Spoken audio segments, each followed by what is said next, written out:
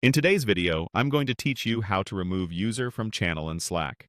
We'll keep this simple and clear. Start by opening your web browser and heading to your preferred search engine.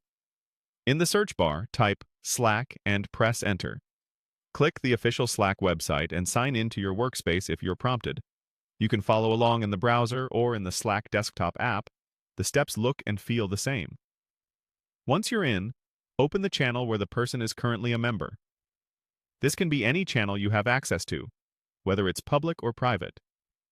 Make sure you have the right permissions. In most workspaces, only admins, workspace owners, or channel managers can remove members from certain channels. If you don't have that level of access, you may not see the remove option, and you'll need to ask someone with the appropriate role to proceed. With the channel open, look to the top of the conversation where the channel name appears. Click the channel title to open the channel details. This is where you can see things like the description, settings, and most importantly, the member list. Next, click on Members. This view shows everyone currently in the channel. If it's a long list, use the search bar inside this panel to quickly find the person you want to remove. Hover over their name to reveal more options, then click the three dots, sometimes labeled as More Actions. From that menu, choose Remove from Channel. This doesn't delete any of their past messages. It simply removes their access to the conversation going forward. Depending on your workspace settings, the channel may show a brief system note indicating that someone was removed, which is normal. A confirmation prompt will appear.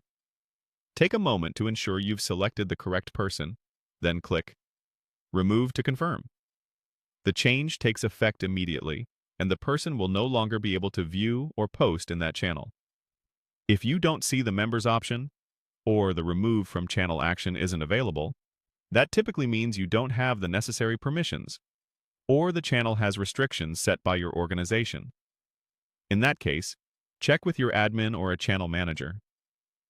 Also note that in some organizations, removing someone from a public channel may allow them to rejoin later depending on workspace policies. And that's it. You've successfully removed a user from a Slack channel using the channel details, the members list, the three-dot menu, and a final confirmation. Thanks for watching, and if this helped, consider sharing it with your team so everyone can follow the same clean process.